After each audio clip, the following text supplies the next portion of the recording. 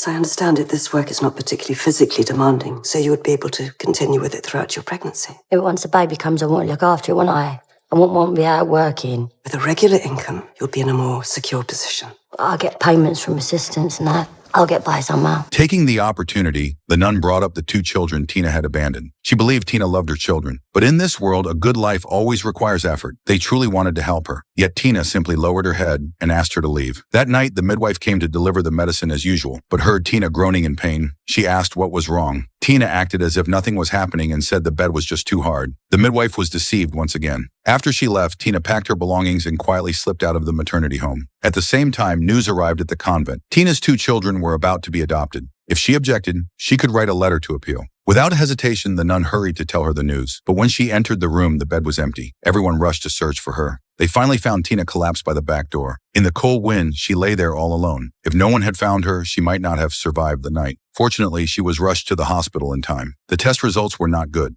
It was not a normal pregnancy, but an ectopic pregnancy. The fertilized egg had implanted in the fallopian tube, which eventually ruptured and caused massive internal bleeding. The doctors had no choice but to remove one of her fallopian tubes to save her life. The nun stayed by her bedside, heartbroken. She knew Tina had a habit of lying, but when Tina first learned she was pregnant, the flicker of hope and longing in her eyes had been real. Perhaps she had believed this child could give her life a second chance. But now, the baby was gone, and her other 2 children would soon be adopted. Yet Tina let out a quiet sigh of relief. She knew she would never be a qualified mother.